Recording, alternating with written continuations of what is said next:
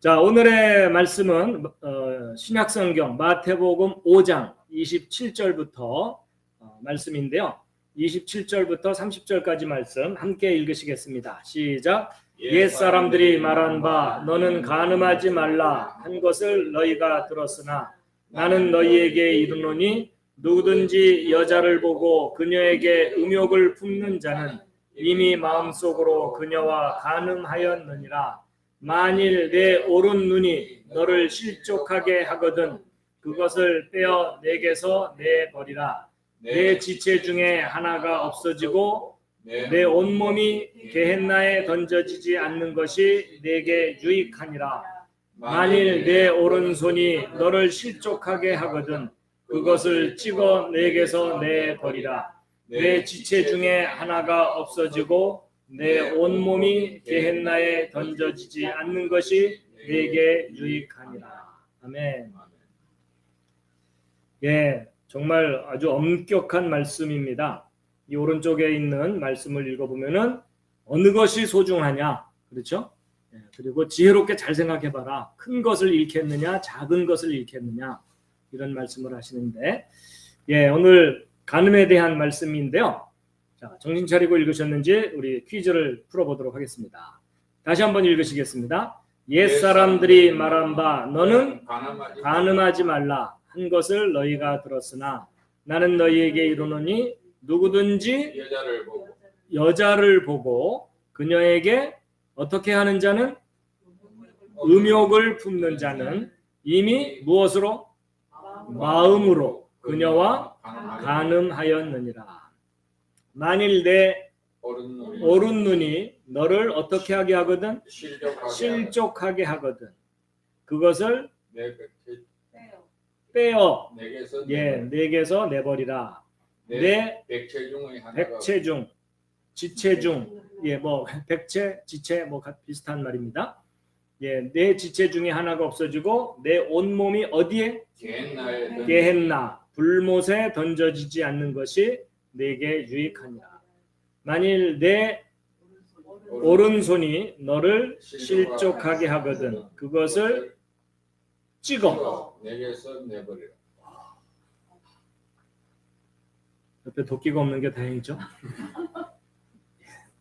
내 무엇가 없어지고 지체 중에 하나가 없어지고 내 온몸이 게헨나에 던져지지 않는 것이 내게 유익하니라.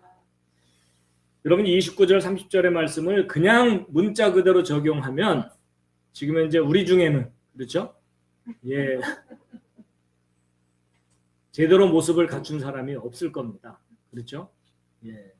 거의 죽은 거나 마찬가지인 삶을 살아야 되는 거죠. 그만큼 이 죄의 무서움에 대해서 말씀을 하고 있죠. 자, 그런데 우리 간음과 관련된 성경 말씀 중에 이제 사실 간음이라는 것은 결혼의 질서가 파괴되는 일이죠. 그렇죠? 예, 그래서 히브리서 13장 4절 5절 말씀에 결혼의 고귀함과 중요함에 대해서 말씀이 있는데 함께 읽으시겠습니다. 시작.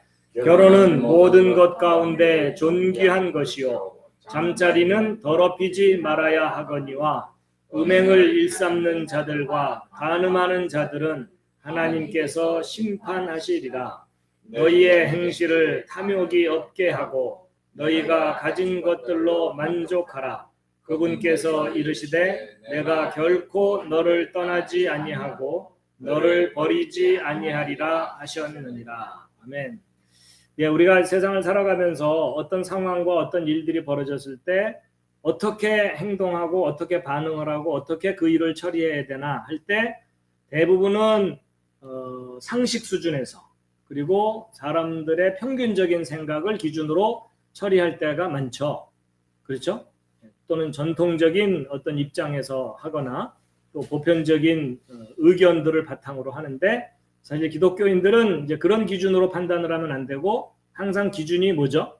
말씀입니다. 그래서 우리가 그 말씀을 100% 적용하는 일은 정말 어렵지만 그럼에도 불구하고 성경에서는 뭐라고 말씀하시나 또 성경에서는 무엇을 기준으로 삼고 있나 이것을 기억해두고 알아두는 일은 너무나 중요하다고 생각이 됩니다. 그렇죠? 예, 그래서 우리가 제가 오늘 특별한 해설 없이 가능한 한 성경 말씀 그대로를 좀 함께 확인하고 읽고 그러는 시간을 갖고자 합니다. 자, 여러분, 간음하지 말라 이렇게 돼 있는데요. 이 간음이라는 단어가 신약 성경의 헬라어로는 모헤후오라고 돼 있거든요. 발음하기 쉽진 않은데 모헤후오. 그리고 이제 구약 성경에는 나에프라는 단어로 돼 있어요. 근데 이제 영어로는 commit adultery, 그래서 이제 간음 이렇게 돼 있는데, 사실 간음이라는 단어의 의미가 굉장히 폭이 넓어요. 그렇죠? 그래서 가장 좁은 의미의 그 뜻이 뭐고 넓은 의미의 뜻이 뭔지에 대해서 좀 생각해 볼 필요가 있습니다. 근데 구약 성경에서 간음하지 말라라는 이 단어는요, 이제 순결을 지켜라라는 좀 더 폭넓은 의미가 있긴 한데, 실제 이제 성경 말씀을 좀 이렇게 종합적으로 봤을 때 이 간음하지 말라의 가장 좁은 의미의 뜻은 뭐냐면요, 절도, 도둑질을 하지 말라, 그런 의미의 뜻이라고 합니다. 그래가지고 무슨 말이냐면 남의 아내나 약혼자를 도둑질하지 말아라. 그러니까 이미 짝이 정해져 있는 사람의 아내를, 짝이 정해져 있는 여자를 내 것으로 취하지 말아라. 이게 가장 좁은 의미의 간음하지 말라입니다. 그러니까 남의 아내를 내 것으로 만들지 말아라, 이런 의미입니다. 그래서 이제 여기 보면은 누구든지 여자를 보고 이렇게 되어 있는데요, 이 여자에 해당되는 단어가 헬라어로 gyne라고 하는 단어인데, 이게 보편적으로는 여자인데 전체적으로 이렇게 보면은 부인, 그러니까 유부녀라는 의미를 갖고 있습니다. 그래서 남편이 있는 아내, 그런 아내의 의미를 갖고 있어요. 그러니까 남의 아내를 보고 음욕을 품지 말아라, 이런 것이죠.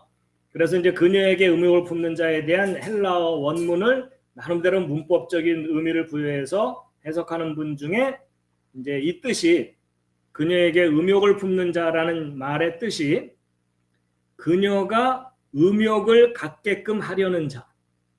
그러니까 나는 이미 그녀를 갖고 싶은 의도가 있는데 그녀에게 나와 함께 잠자리를 같이 하게 만드는 자, 그런 의미를 가지고 있다 그래요. 어쨌든 그래서 이제 가장 좁은 의미에서의 간음에 대해서 설명을 해드렸고요. 이제 넓은 의미로는 그 밖에 모든 음란한 것까지 다 포함하는 거겠죠. 그래서 이제 제가 구약 성경부터 이 간음이라는 단어가 나오는 구절들을 또 쭉 찾아봤어요. 할 일 없는 제가. 여러분은 너무 바쁘신 것 같아서 제가 좀 찾아봤거든요. 그래서 우리가 구약 성경에 간음에 해당되는 구절이 어떤 내용들이 있는지를 한번 쭉 같이 읽어 나가 보도록 하겠습니다. 그래서 제일 구약 성경 중에 제일 처음 간음이라는 단어가 나오는 것이 바로 십계명입니다.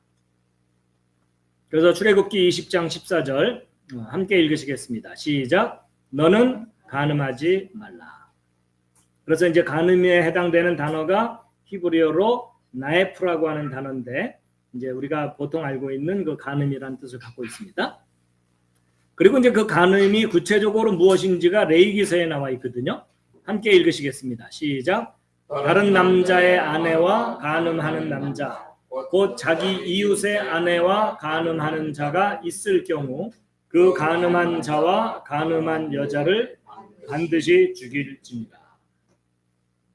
이 법을 오늘날 우리 한국 사회에 적용하면 상당히 많은 수가, 그렇죠?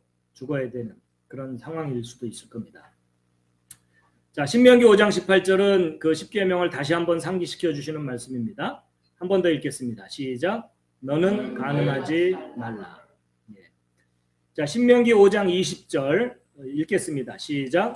너는 내 이웃의 아내를 탐내지 말며 내 이웃의 집이나 그의 밭이나 그의 남종이나 그의 여종이나 그의 소나 그의 나귀나 내 이웃의 소유 중 그 어떤 것도 탐내지 말라.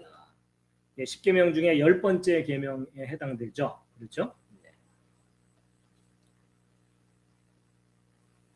자, 그리고 이제 그 간음에 대한 단어가 모세오경에는 그다지 많이 나오지 않습니다. 조금 전에 읽은 게 전부입니다. 그러니까 많이 나오지 않는다는 걸 좀 염두에 두고요. 그리고 이제 욥기서에 나옵니다. 욥기서 24장 14절 15절 함께 읽으시겠습니다. 시작. 사람을 죽이는 자는 빛과 함께 일어나서 가난한 자와 궁핍한 자를 죽이며 밤에는 도둑같이 되고 간음하는 자의 눈도 저물기를 기다리며 이르기를 어떤 눈도 나를 보지 못하리라 하고 자기 얼굴을 연장하느니라. 자, 그래서 그 간음과 유사한 단어들이 등장하거든요. 그래서 이제 간음이라는 단어는 나에프라는 단어로 방금 설명을 해드렸고요. 조금 전에. 그리고 이제 그 다음 단어는 무슨 단어냐면요. 자나라는 단어예요. 자나라는 단어인데 이제 음행을 하다 또는 창녀짓을 하다 이런 의미의 단어입니다. 그래서 이제 자나라는 단어가 자주 등장하고 그 다음에 그다지 많이 등장하지는 않지만 그 케데시라고 하는 단어와 이것의 여성형인 케데샤라는 단어가 있는데 그것은 남색한다 또는 창녀짓을 한다 이런 명사입니다. 명사. 그래서 남창 또는 창녀를 의미하는 단어입니다. 그런데 특히 이제 남색한다는 말은 동성연애를 의미하는 거거든요. 동성 성관계를 의미합니다. 그렇게 되는데 그것이 이제 영어로 번역될 땐 소도마이트거든요. 소돔성과 관계에 대해서 나온 단어입니다. 그러니까 그 롯에게 천사들이 찾아갔을 때 소돔성 사람들이 방금 들어간 사람들 내놔라. 우리가 그들과 상관하겠다. 근데 그 말이 함께 눕겠다. 성관계를 갖겠다. 이런 의미의 말이거든요. 그래서 이제 동성 성관계에 관한 표현입니다. 자, 그다음에 이제 잠언서에도 간음에 해당되는 단어가 나오는데 그 중에 하나는 조금 전에 자나라는 단어로 표현되어 있습니다. 그런데 이제 이게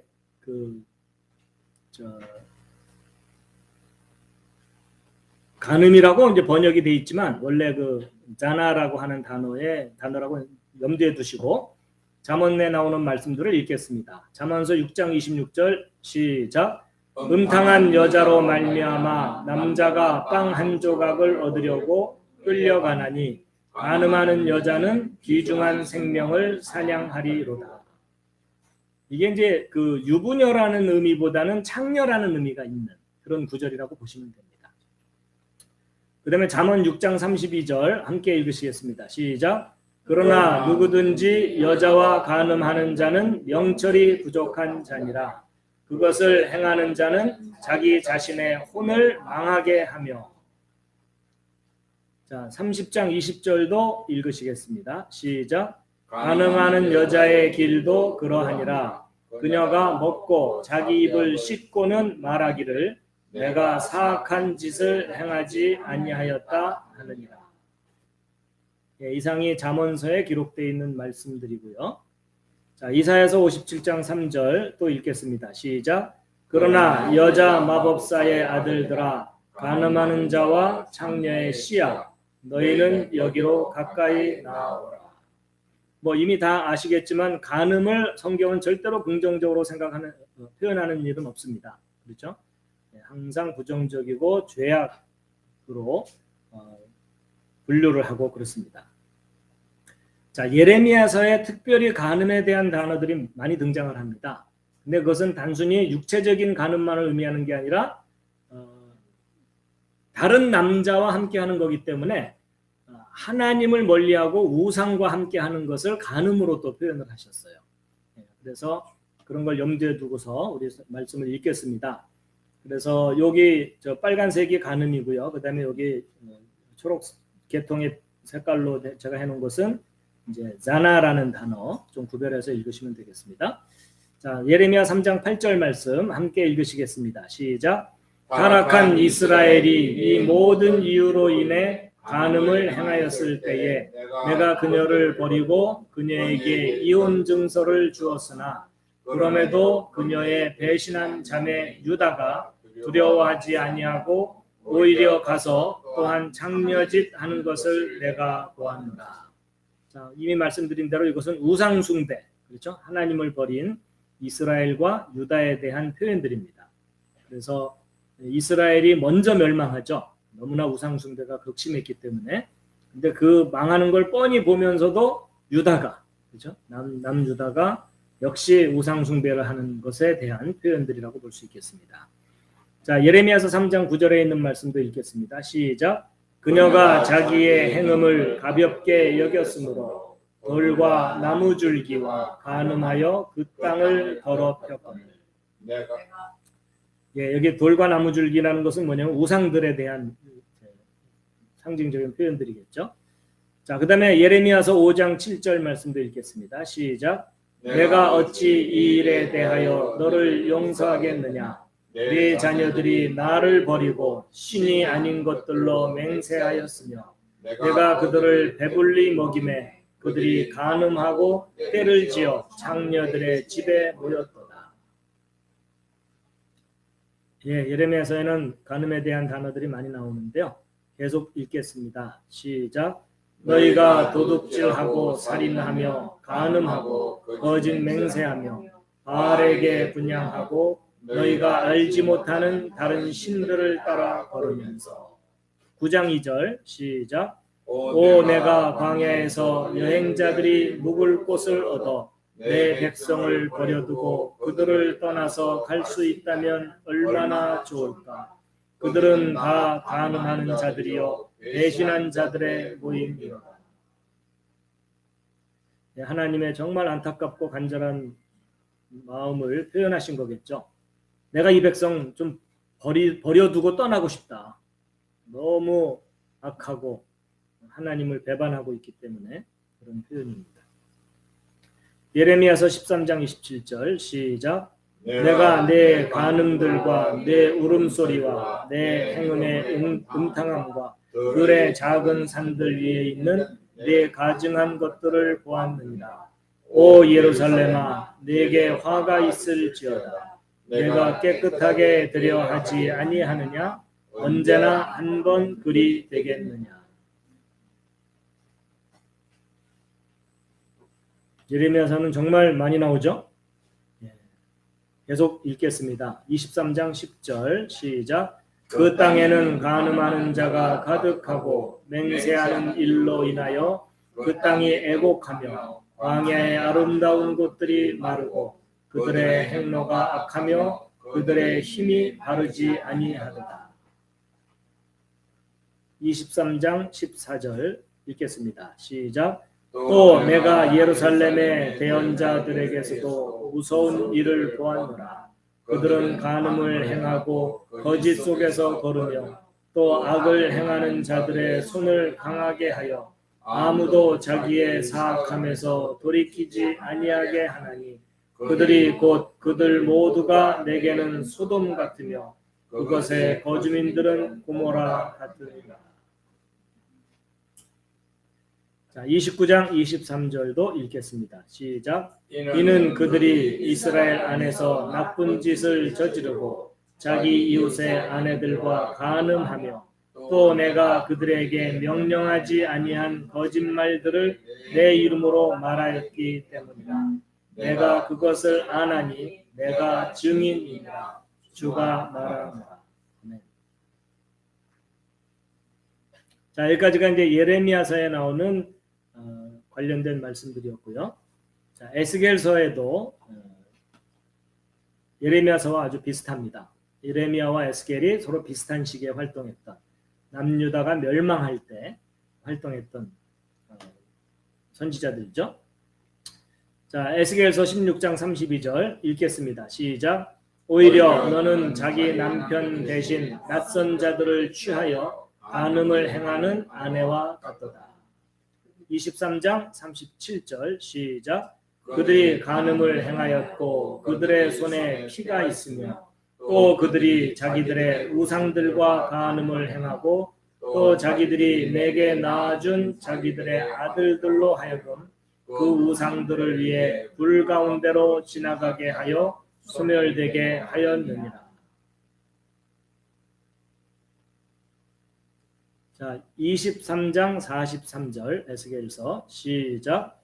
그때에 내가 가늠 중에 있던 늙은 그녀에게 말하기를 이제 그들이 그녀와 행음하려 하며 또 그녀가 그들과 행음하려 하리요 하였느니라. 자, 에스겔서 23장 45절 시작. 그런즉 의로운 자들 곧 그들이 간음하는 여자들을 다루는 관례대로 그들을 심판하며 피를 흘리는 여자들을 다루는 관례대로 심판하리니 이는 그들이 간음하는 여자들이기 때문이요 그들의 손에 피가 있기 때문이라. 자, 이제는 호세아서입니다. 이제 호세아라는 선지자 아시죠? 예, 하나님께서 놀랍게도 호세아 선지자에게 부정한 여인을 취해라 이런 명령을 하시거든요. 예, 그거 관련돼서 생각하시면 되겠습니다. 아마 그 의미는 이제 이스라엘이 비록 하나님 앞에 부정한 여인 같지만 내가 그들을 다시 회복시키고 그들을 나의 아내로 맞이할 거다. 이제 그런 내용이 담겨 있는 것이 호세아서이죠. 그들이 타락했을지라도 내가 다시 거둬들이겠다. 이런 메시지가 담겨 있는 것이 호세아서입니다. 자, 호세아서 2장 2절 말씀 함께 읽으시겠습니다. 시작. 너희 어머니와 변론하고 변론하라. 그녀는 내 아내가 아니요 나도 그녀의 남편이 아니니라. 그런즉 그녀가 자기 눈앞에서 행음을 벌이게 하고 자기 젖가슴 사이에서 간음을 벌이게 할지니라. 호세아서 3장 1절 말씀도 읽겠습니다. 시작. 그때 주께서 내게 이르시되 다른 신들을 바라보고 포도주 병을 사랑하는 이스라엘 자손을 향한 주의 사랑에 따라 또 가서 자기 친구에게 사랑받는 여인 그러나 간음한 여인을 사랑하라 하십니다. 호세아서 4장 2절 말씀 읽겠습니다. 시작. 그들이 맹세와 거짓말과 살인과 도둑질과 간음을 행함으로 터져서 피와 피가 닿는도다. 예, 여전히 호세아서인데요. 4장 13절 읽겠습니다. 시작. 그들이 산 꼭대기에서 희생물을 드리며 작은 산 위에서 분향하되 상수리 나무와 포플러 나무와 느릅 나무 밑에서 하나니 이는 그것들의 그늘이 좋기 때문이라. 그러므로 너희 딸들은 행음하며 너희 배우자들은 간음하리로다. 호세아서 4장 14절 계속 읽겠습니다. 시작. 너희 딸들이 행음하며 너희 배우자들이 간음해도 내가 그들을 벌하지 아니하리니 그들은 스스로 분리하여 음녀들과 함께하며 장녀들과 함께 희생물을 드리느니라. 그러므로 깨닫지 못하는 백성은 넘어지리라. 7장 4절도 읽겠습니다. 시작. 그들은 다 간음하는 자들로서 빵 굽는 자가 달군 화덕 같으니라.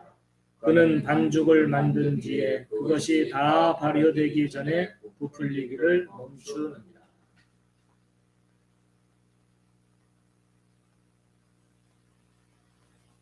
자, 말라기서 3장 5절. 자, 여기까지가 이제 구약 성경의 간음에 대한 말씀들 마지막입니다. 시작. 내가 심판하려고 너희에게 가까이 임하리니 곧 내가 마법사와 간음하는 자와 거짓 맹세하는 자와 품삯으로 품꾼을 억누르고 과부와 아버지 없는 자를 학대하며 다국인을 쫓아내어 그의 권리를 빼앗고 나를 두려워하지 아니하는 자들을 대적할 신속한 증인이 되리라. 만군의 주가 말하노라. 예, 여기까지가 이제 구약 성경에서 간음에 관련된 말씀들을 쭉 우리가 다 한번 쭉 본 겁니다. 자, 그다음에 이제 신약 성경에 나오는 간음과 관련된 말씀이 바로 이제 마태복음 5장 27절 오늘 본문 말씀에 해당되죠. 일단 27절, 28절 이미 읽었지만 다시 한번 읽으시겠습니다. 시작. 옛 사람들이 말한 바 너는 간음하지 말라 한 것을 너희가 들었으나 나는 너희에게 이르노니 누구든지 여자를 보고 그녀에게 음욕을 품는 자는 이미 마음속으로 그녀와 간음하였느니라. 여기 음욕을 품는다라는 단어가 에피투메오라는 단어인데, 에피라는 말이 영어로 at, on 이런 다양한 의미가 있고요. 그 다음에 투메오라는 말이 분노 또는 열정 이런 거거든요. 여러분 그 사람이 정욕에 휩싸이면은 굉장히 막 흥분되고 고조가 되죠. 그런 상태에 대한 표현입니다. 그러니까 욕망에 휩싸여 있는 그런 상태에 대한 표현입니다. 그런 상태만 돼도 이미 간음한 것과 마찬가지다. 그러니까 남의 아내를 취한 거나 마찬가지다. 그런 표현이겠습니다. 자, 그리고 이제 이어서 계속 읽겠습니다. 마태복음 5장 32절 말씀 시작. 나는 너희에게 이르노니 누구든지 음행이 아닌 다른 이유로 자기 아내를 버리는 자는 그녀로 하여금 간음하게 하며 또 누구든지 이혼당한 여자와 결혼하는 자는 간음하느니라. 예, 여러분 여기 음행이라는 단어가 헬라어 원문으로 포르네이아라는 단어인데요. 여러분 이 단어와 관련된 단어가 포르노입니다. 예, 포르노. 그래서 이제 그 기본적인 의미가 간통을 의미하고 있습니다. 그래서 간통이 아닌 다른 이유, 뭐 밥을 제대로 음식이 맛이 없다든지 뭐 이런 거 있죠. 청소를 제대로 안 한다든지, 뭐 거친 말을 내뱉는다든지 뭐 이런 이유로는 이혼할 수 없다는 거죠. 그렇죠? 예. 어쨌든 오늘날 현대인들의 정서가 어떻든 상관없이 하나님의 말씀과 기준은 이렇다는 겁니다. 자, 마가복음 10장 11절 또 읽겠습니다. 시작. 그분께서 그들에게 이르시되 누구든지 자기 아내를 버리고 다른 여자와 결혼하는 자는 그녀를 대적하여 간음하는 것이다 라는 것이고요. 마가복음 10장 12절도 읽겠습니다. 시작. 또 여자가 자기 남편을 버리고 다른 남자와 결혼하면 간음하느니라 하시니라. 참 오늘날 이혼도 많고 재혼도 많고 이런 상황에서 이런 기준을 갖다 들이대면은 사람들이 아주 싫고 그렇죠? 예, 배척하고 싶은 그런 기준이고 법이죠. 그렇지만 하나님의 법은 어쨌든 이렇습니다.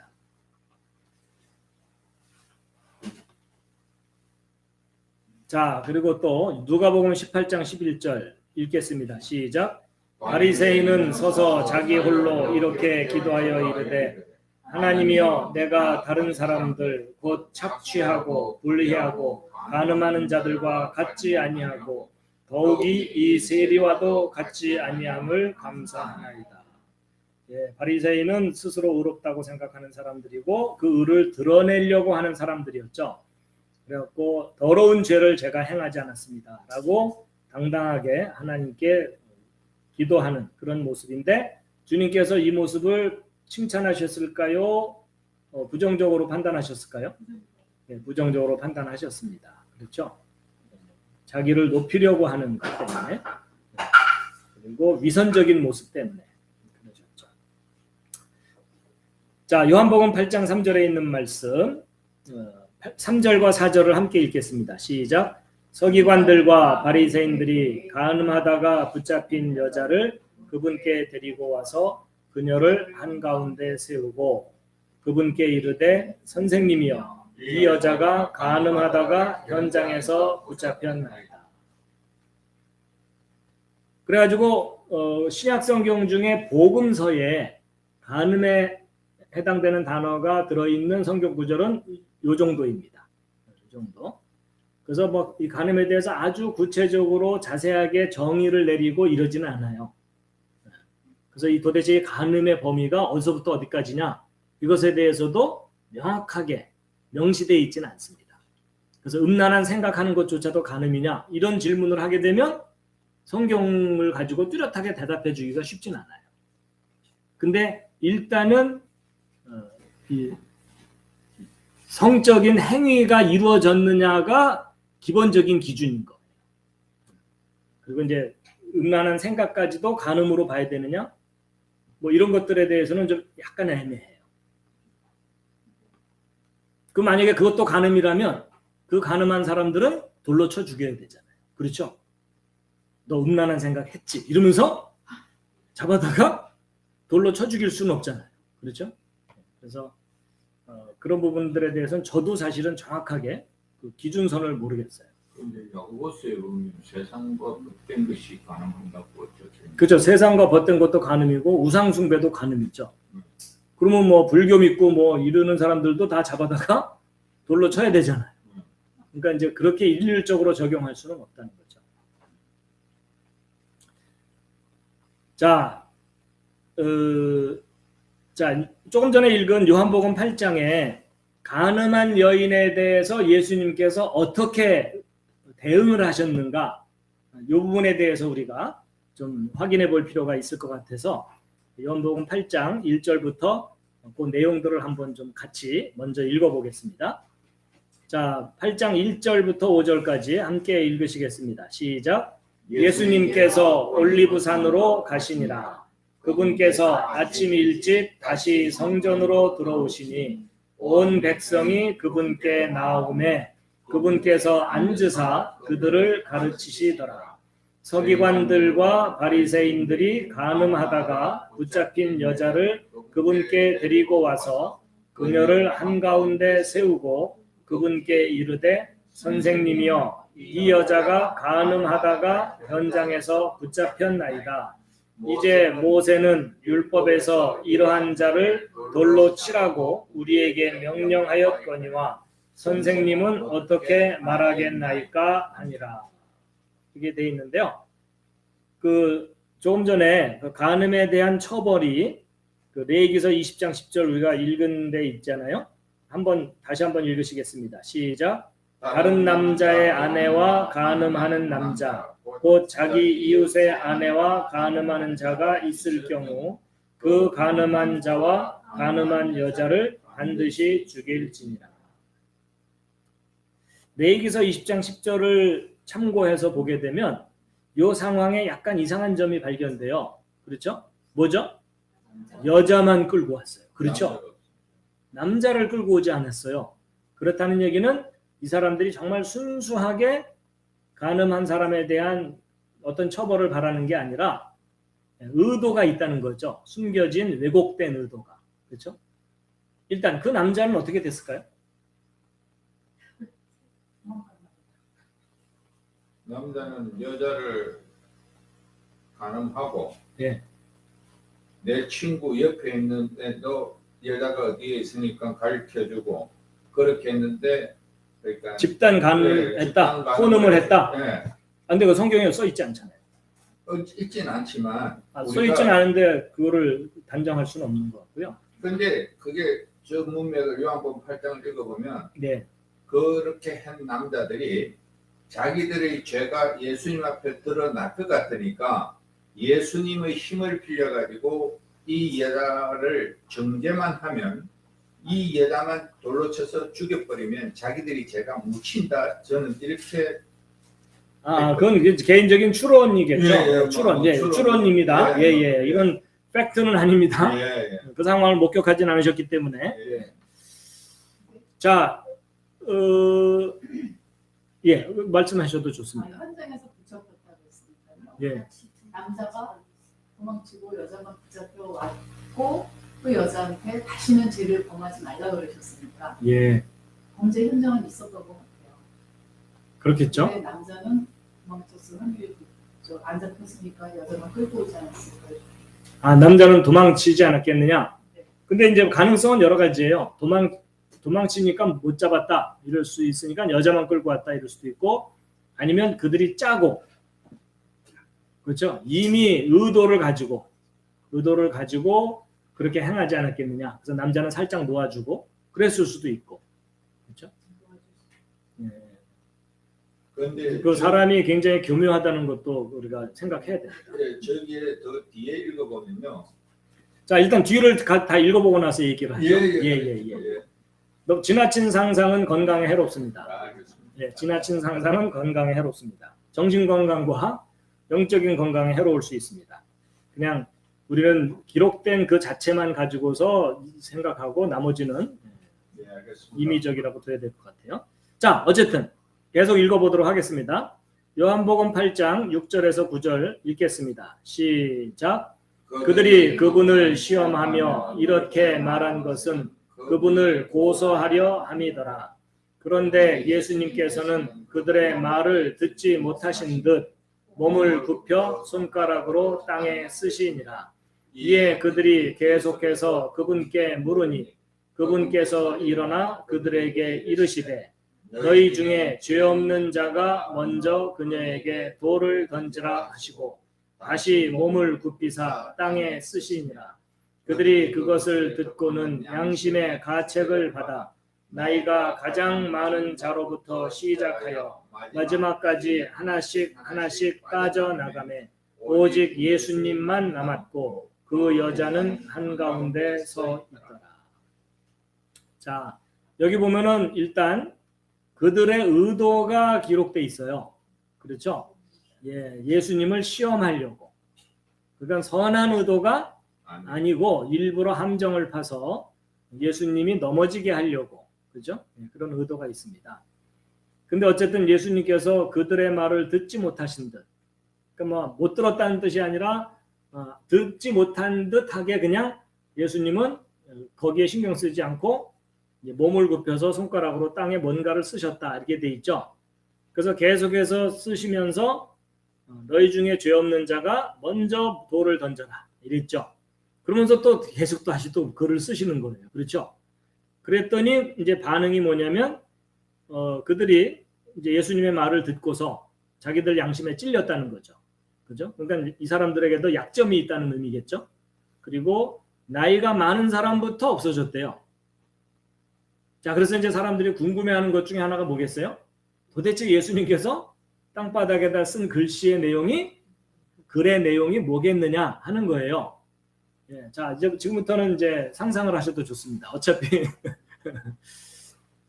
그 글이 성경에는 기록되어 있지 않으니까 어떤 내용이었을까요?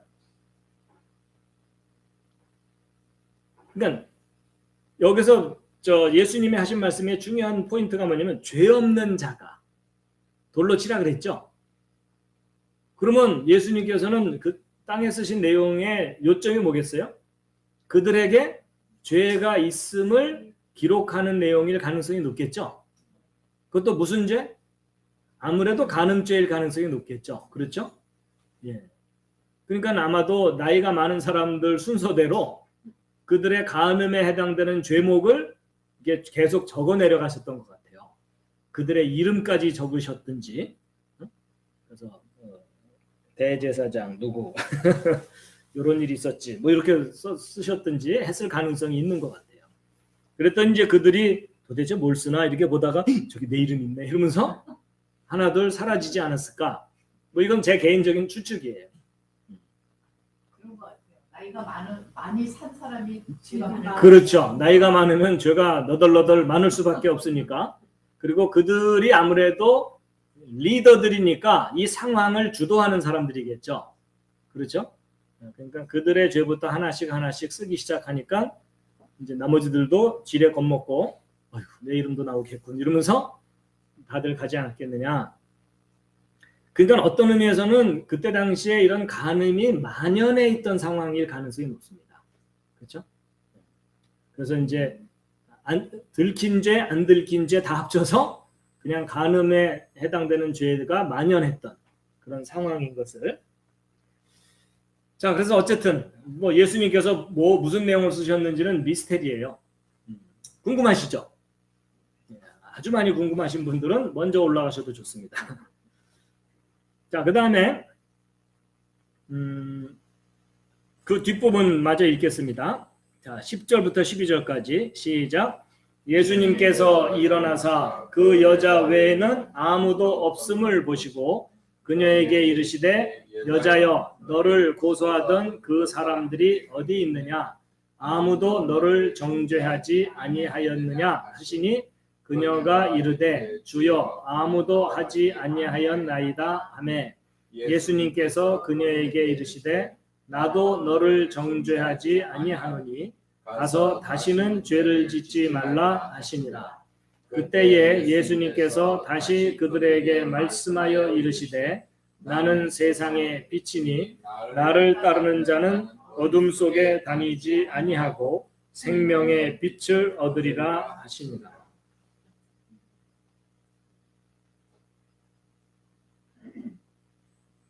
자, 근데 다 떠났다는 것도 참 신기하긴 해요. 그렇죠? 근데 만약에 이 장소에 사도 바울이 있었으면 어땠을까요? 돌 들어서 던졌을까요?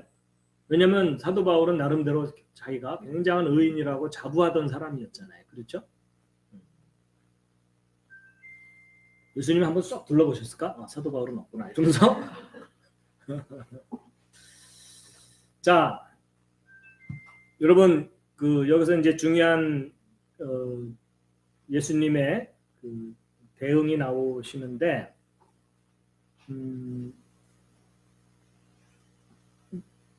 너를 정죄한 사람이 있느냐?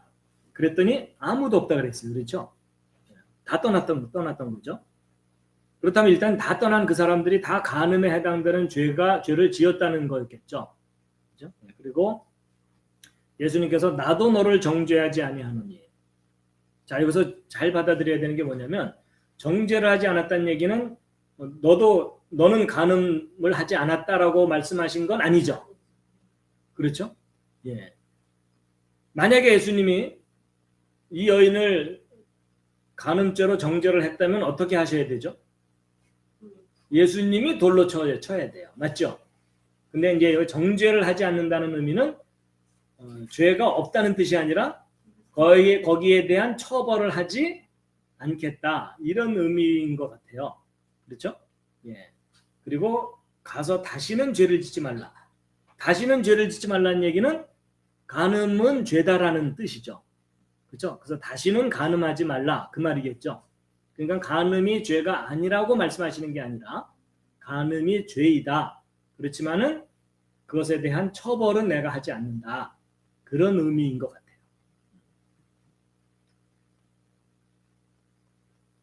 그러면 여러분 잘 생각해 보면은 예수님조차도 정죄하지 않으시는데 우리가 정죄할 수는 없겠죠. 그렇죠? 그러니까 간음을 죄라고 하면 안 된다 그 뜻이 아니라 간음한 사람에 대해서 우리가 처벌을 할 수는 없다는 거죠. 근데 처벌 안 해야 되나요? 그건 아닌 것 같은데. 하여튼 그 부분은 각자 또 좀 생각해 보기로 하고요.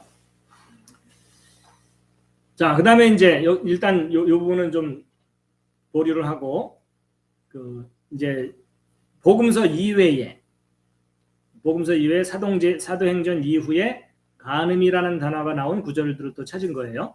예, 일단 성경에 어떤 내용들이 있는지를 파악하기 위해서. 예. 자, 로마서 2장 22절 읽으시겠습니다. 시작. 사람이 간음해서는 안 된다고 말하는 내가 간음하느냐?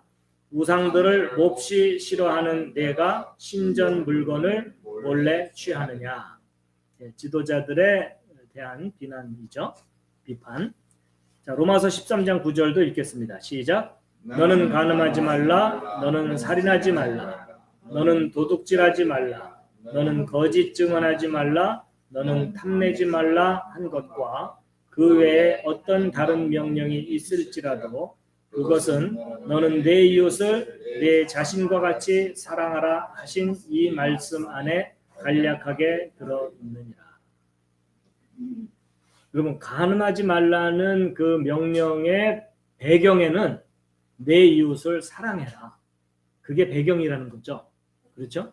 사랑한다면 어떻게 간음할 수 있느냐? 하지 말아라. 살인하지 말라도 같은 맥락이죠. 네가 네 이웃을 사랑한다면 어떻게 살인할 수 있느냐?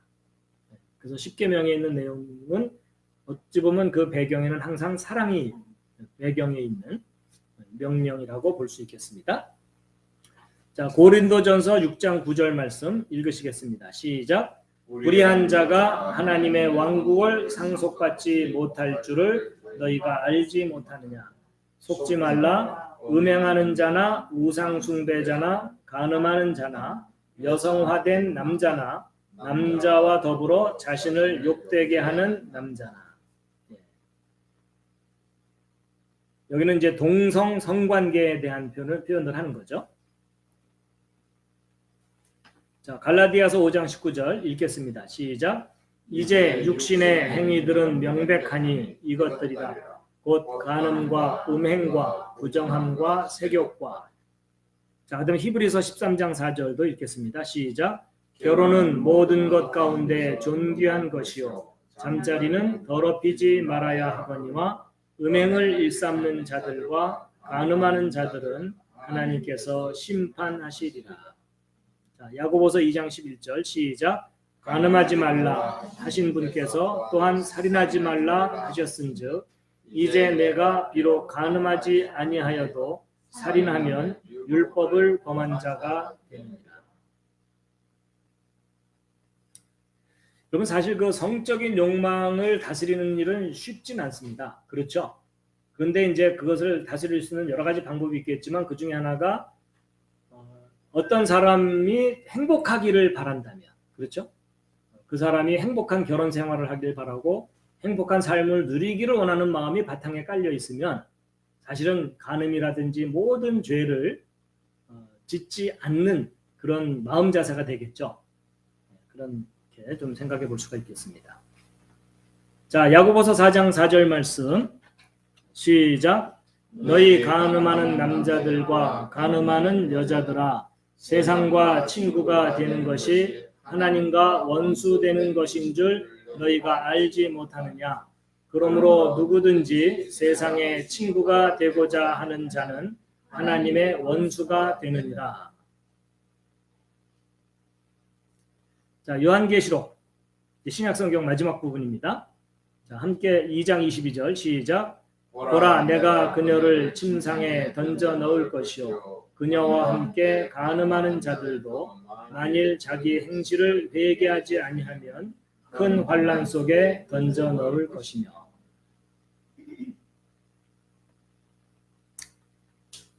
자, 그래서 이제 우리가 창세기부터 시작해서 성경의 간음에 대해 해당되는 구절들을 쭉 읽어봤습니다. 아마 지금까지 이렇게 해보신 적은 없으시죠? 예, 그래서 이제 쭉 읽었고요. 그 다음에 이제 간음이란 단어는 아니지만 그에 상응하는 성경 구절들을 좀 제가 찾아봤어요. 특히 레위기서는 이 간음에 대한 그 규칙들이 꽤 많거든요. 예, 그래갖고 이제 간음이라는 단어는 쓰지 않았지만 벌거벗음을 드러내지 말아라. 또는 부적절한 사람, 부적절하게 함께 눕지 말아라. 뭐 이런 표현들이 있거든요. 그래갖고 이제 여기 가운데가 이제 나라고 본다면 이런 사람들과 동침하지 말아라. 이런 내용이 이제 쭉 열거되어 있습니다. 그래서 숙모, 고모, 어머니, 이모, 누이, 이복 누이까지 합쳐서 형수와 제수, 며느리, 손녀 또는 외손녀. 이게 이제 자기 친족 중에 함께 동침하면 안 되는 그런 범주가 이렇게 열거되어 있고요. 그 다음에 이제 어머니와 그 딸과 이중으로 동침하지 말아라. 어머니만 취하든지 아니면 딸만 취하든지 여인 중에 어머니와 딸을 함께 취하지 말아라. 그 다음에 자매를 함께 취하지 말아라. 그러니까 이제 언니가 죽기 전에 동생을 더불어 취한다거나 이러지 말아라. 그 다음에 이제 부정한 시기, 이것은 이제 생리 때에 취하지 말아라. 이게 있고 이웃의 아내를 취하지 말아라. 남자가 남자와 동침하지 말아라. 이건 이제 동성 성관계에 관한 거고 또 수간이라고 하죠. 짐승과 성관계하지 말아라. 이런 내용들이 이제 말씀 속에 있습니다. 그래서 말씀을 확인하는 차원에서 우리가 함께 읽을 텐데요. 자, 레위기서에 있는 말씀, 우리 율법의 말씀들인데 함께 읽겠습니다. 20장 10절 시작. 다른 남자의 아내와 간음하는 남자 곧 자기 이웃의 아내와 간음하는 자가 있을 경우 그 간음한 자와 간음한 여자를 반드시 죽일지니라. 무기징역 정도가 아니라 죽이라는 겁니다. 자, 레위기서 20장 11절 시작. 자기 아버지의 아내와 함께 눕는 남자는 자기 아버지의 벌거벗음을 드러내었은즉 둘 다 반드시 죽일지니 그들의 피가 그들에게 돌아가리라.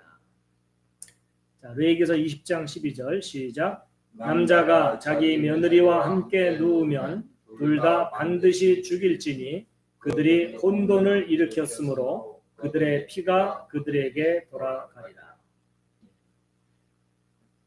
자, 레위기 20장 13절 시작.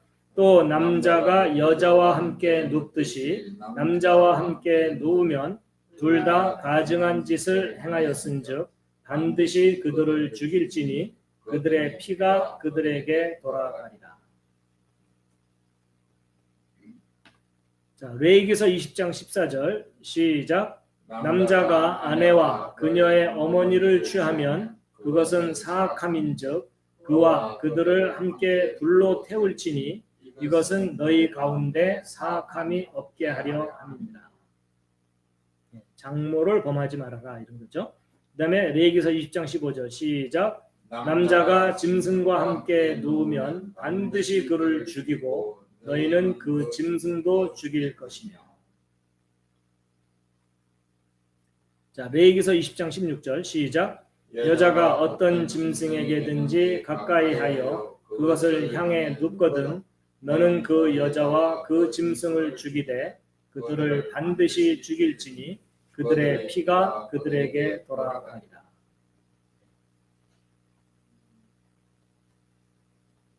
자, 20장 17절 시작. 남자가 자기 누이 곧 아버지의 딸이나 어머니의 딸을 취하여 그녀의 벌거벗음을 보고 그 여자가 그 남자의 벌거벗음을 보면 그것은 사악한 일이라. 그들이 자기 백성의 눈앞에서 끊어지리니 그가 자기 누이의 벌거벗었음을 드러내었은즉 자기 불법을 담당하리라. 자, 20장 18절 시작. 남자가 생리 중에 있는 여인과 함께 누워 그녀의 벌거벗음을 드러내면 그는 그 여인의 근원을 드러내었고 그 여인은 자기의 피 근원을 드러내었은즉 둘 다 자기들의 백성 가운데서 끊어지리라.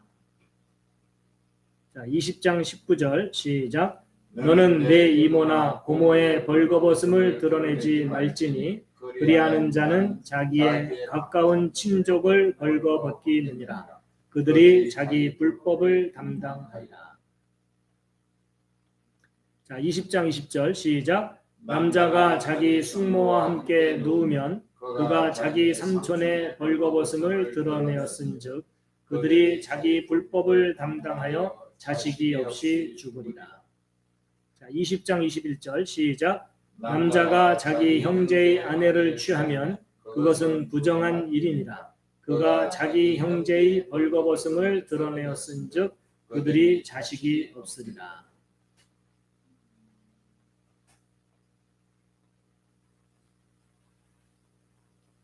예, 레위기서 22장 22절부터 24절까지도 읽겠습니다. 자, 시작. 남자가 유부녀와 함께 누운 것을 보거든 그 여자와 함께 누운 남자와 그 여자를 둘 다 죽일지니 너는 이같이 이스라엘에서 악을 제거할지니라. 처녀인 여자가 남편과 정혼한 뒤에 어떤 남자가 도시에서 그녀를 만나서 그녀와 함께 누우면 너희는 그들을 둘 다 그 도시의 성문으로 끌어내고 돌로 쳐서 죽일지니 이는 그 처녀가 도시에 있으면서도 소리 지르지 아니하였기 때문이요 또 그 남자가 자기 이웃의 아내를 비천하게 하였기 때문이라. 너는 이같이 너희 가운데서 악을 제거할지니라. 이게 이제 여기 도시에서라는 단서가 붙어 있거든요. 도시란 얘기는 이제 주변에 사람들이 있을 때라는 의미죠. 그렇죠? 그렇기 때문에 본인이 합의하지 않은 상태에서의 이제 강간을 당했을 때 저항을 하라는 거죠. 저항한 흔적이나 단서가 없으면 이것은 합의하에서 간음을 한 거다. 그래서 둘 다 간음죄에 해당되니까는 죽여야 된다. 이런 기준입니다. 자, 그런데 이제 들에 있을 경우는 다르다는 거죠. 자, 레위기서 22장 25절부터 27절 시작. 그러나 만일 남자가 들에서 어떤 정혼한 처녀를 만나서 강제로 그녀와 함께 누웠거든 그녀와 함께 누운 남자만 죽일 것이요 처녀에게는 아무것도 행하지 말지니 그 처녀에게는 죽음에 해당하는 죄가 없느니라. 이 일은 마치 사람이 자기 이웃을 치려고 일어나서 그를 죽인 경우와 같으니라. 남자가 들에서 처녀를 만났으므로 그 정혼한 처녀가 소리 질러도 그녀를 구원할 자가 없었느니라. 이제 합리적인 판단을 한다는 그런 개념이죠.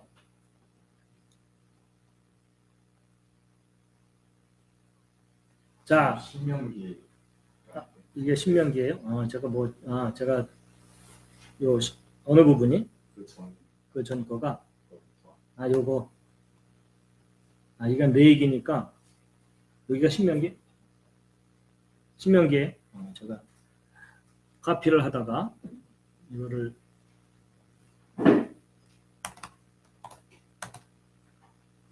여기도 신명기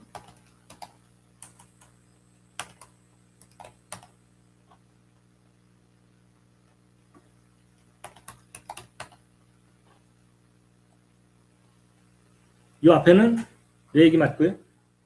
네, 오케이. 요저부터 제가 교정을 안 했군요. 예, 감사합니다. 자, 그다음에 신명기 22장 28, 29절 읽겠습니다. 시작. 만일 어떤 남자가 정혼하지 아니한 처녀를 만나서 그녀를 붙들고 그녀와 함께 누웠는데 그들이 발견되거든 그녀와 함께 누운 남자는 그 처녀의 아버지에게 은 50세겔을 주고 그 처녀를 아내로 삼을 것이니라. 그가 그 처녀를 비천하게 하였은즉 평생토록 그녀를 버리지 못하리라.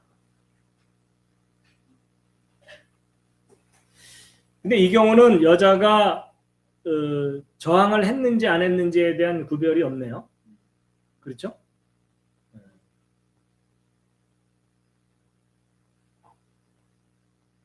저항을 했든 안 했든 그러니까 상관없는 것 같기도 하고요.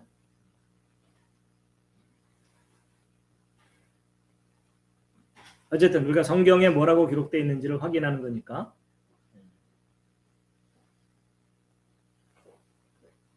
자, 그 다음에 이제 아까 그 간음에 해당되는 히브리어 단어 구절들을 찾아보았는데요.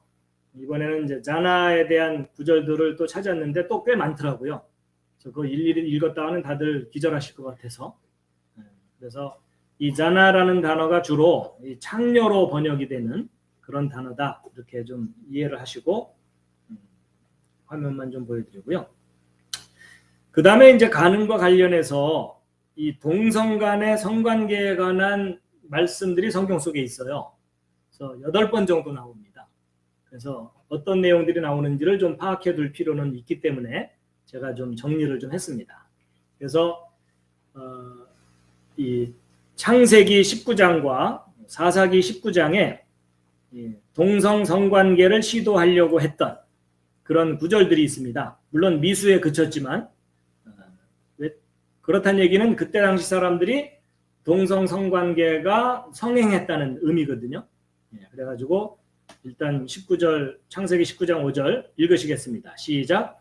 그들이 롯을 부르며 그에게 이르되 이 밤에 내게 온 남자들이 어디 있느냐 그들을 우리에게로 데려오라 우리가 그들을 알리라 하니. 자, 알리라라는 저 단어 야다라는 그 단어가 성관계를 하다라는 의미도 갖고 있는 단어입니다.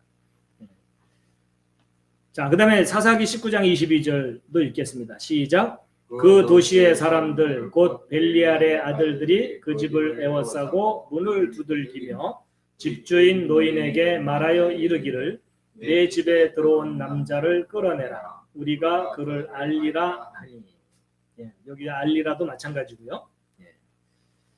자, 그다음에 이제 그 로마서에 보면 이제 동성 간의 이 성관계를 한 것에 대한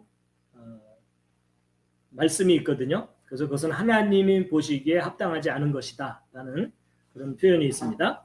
자, 1장 26절, 1장 27절 함께 읽으시겠습니다. 시작.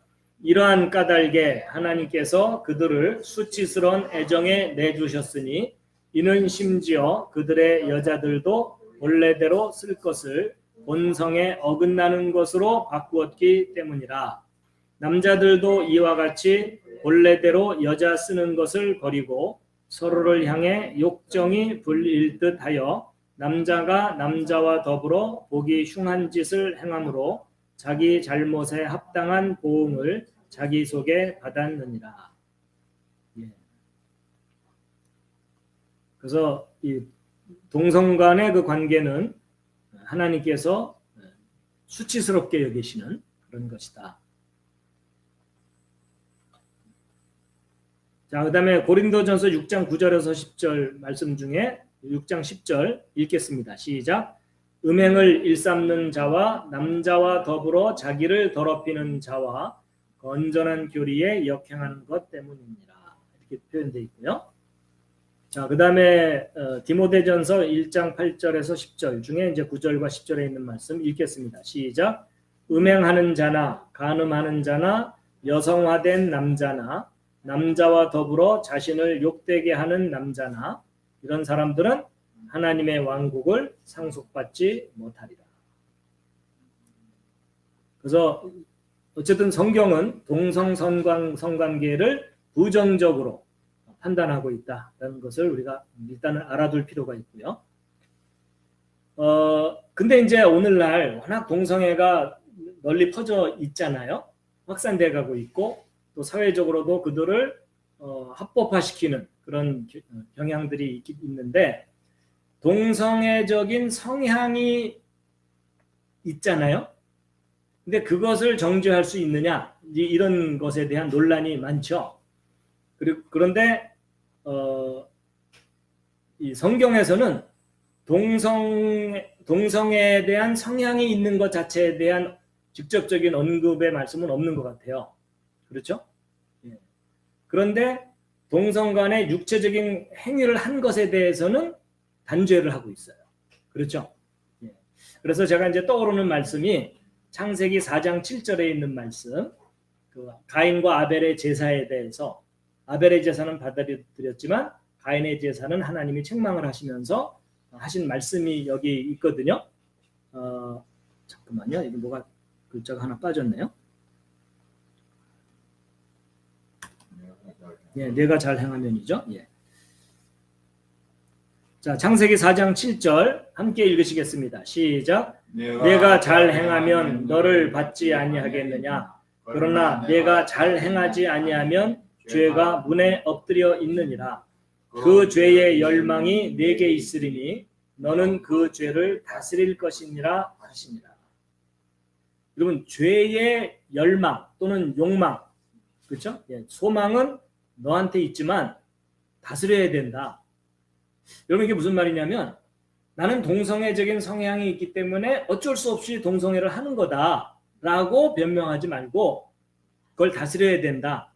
무슨 말이냐면 여러분, 사람이요, 탐나는 물건을 보면 자기 능력으로 그것을 얻을 수 없게 되면은 훔치게도 돼 있어요. 그렇죠? 그래서 절도하고 싶은 욕망도 있고요. 또 분노가 치밀면 상대방을 죽이고 싶은 욕망도 있어요. 그렇죠? 그럼 내게 욕망이 있으니까 욕망대로 한 거다. 그러니까 무죄다. 이것은 변명이라는 거예요. 그렇죠? 예, 욕망이 있다고 해서 그 욕망대로 행하는 게 무죄다는 논리는 틀린 논리잖아요. 그러니까 그 욕망이 있지만 그 욕망을 다스려야 된다. 그래서 행동으로 옮겨지지 않게 억제해야 된다. 그런 거라는 거죠. 그래서 이제 동성애의 성향이 있다는 것 때문에 동성애를 하는 것이 죄가 없다 이렇게 변명하는 것은 합리적이지 않다는 겁니다. 성향이 있어도 다스려야 된다. 하여튼 저는 그렇게 이해를 하고 있는데 뭐 동의 안 하는 분들이 많을 수도 있어요. 그렇지만 어쨌든 성경적인 기준으로 볼 때는 그렇다는 겁니다. 저것도 뭐가요? 어떤? 구절이? 이게 고린도 전서가 아니? 디모데 전서랑 이게 바뀐 것 같습니다. 아, 디모데 전서. 요게 요 위아래가 맞아요? 요건 좀 확인해 보도록 하겠습니다. 그래요? 네. 요게 딤전이고 제가 옮기는 과정 중에 1장 8절에서 10절. 1장 10절이 네. 이렇게 해서 뭐가 어떻게 된다고? 고린도전서 6장 9절 10절이 아래로 가지고 디모데전서 6장 말씀이 위로 가셔야 돼요. 요게 밑으로 가고 이렇게? 네. 이렇게 하면 된다고요? 그래서 디모데 전서 1장 9에서 11인데 6장 9절부터 네, 거기는 고전 1장 8절에서 10절인 거예요. 1장. 이렇게 하면 된다는 거죠? 네. 거기에 딤전 그게 디모데전서예요. 요게? 예.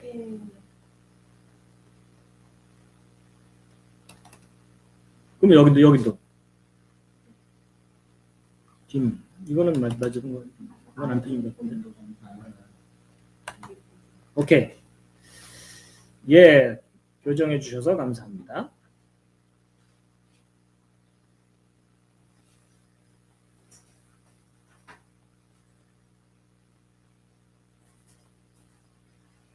자, 그 다음에 이제 이 자나에 대한 말씀들을 제가 쭉 찾았는데요.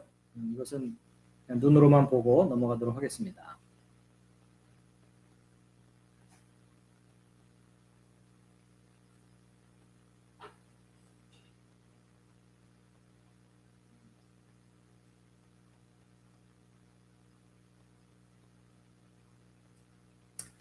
자, 그래서 이제 오늘 그 간음에 대한 말씀들을 쭉 찾아보았는데 이제 다시 정리하는 차원에서 몇 가지 말씀을 함께 읽고 정리하고 마치도록 하겠습니다. 간음하지 말라는 이유가 뭐겠어요? 죄니까 나쁜 거. 예, 뭐 1차적으로는 죄니까 하지 말라는 거지만 좀 더 긍정적으로는 너희들이 행복하기를 바란다. 그렇죠? 서로 사랑하기를 바라는데 사랑한다면 어떻게 간음을 할 수 있느냐. 그러니까 더 본질적인 어떤 우리가 생각을 할 필요가 있을 것 같습니다. 그래서 결혼은 사실은 하나님께서 행복을 위해서 주신 선물이잖아요. 그렇죠? 근데 그 지극한 행복을 깨트리는 것 중에 하나가 간음이죠. 그렇죠? 그러니까 하나님이 주신 행복을 깨트리면 안 된다. 자, 히브리서 13장 4절 5절 말씀 다시 한번 읽으시겠습니다. 시작. 결혼은 모든 것 가운데 존귀한 것이요 잠자리는 더럽히지 말아야 하거니와 음행을 일삼는 자들과 간음하는 자들은 하나님께서 심판하시리라. 너희의 행실을 탐욕이 없게 하고 너희가 가진 것들로 만족하라. 그분께서 이르시되 내가 결코 너를 떠나지 아니하고 너를 버리지 아니하리라 하셨느니라. 결혼의 존귀함을 지켜야 된다.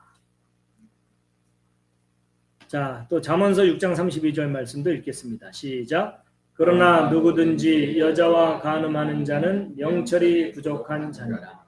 그것을 행하는 자는 자기 자신의 혼을 망하게 하며. 자, 누가복음 18장 11절과 관계된 말씀인데요. 아까 부분적으로만 읽었는데 전체를 좀 읽겠습니다. 자, 누가복음 18장 10절부터 14절까지 시작. 두 사람이 기도하러 성전에 올라가니 하나는 바리새인이요 다른 하나는 세리더라. 바리새인은 서서 자기 홀로 이렇게 기도하여 이르되 하나님이여 내가 다른 사람들 곧 착취하고 불의하고 간음하는 자들과 같지 아니하고 더욱이 이 세리와도 같지 아니함을 감사하나이다. 나는 일주일에 2번 금식하고 내 모든 소유의 11조를 드리나이다 하고 세리는 멀리 서서 감히 눈을 들어 하늘을 우러러 보지도 못하고 다만 가슴을 치며 이르되 하나님이여 죄인인 내게 긍휼을 베푸소서 하니라. 내가 너희에게 이르노니 저 사람이 아니라 오히려 이 사람이 의롭게 되어 자기 집으로 내려갔느니라. 자기를 높이는 자는 다 낮아지고 자기를 낮추는 자는 높아지리라 하십니다.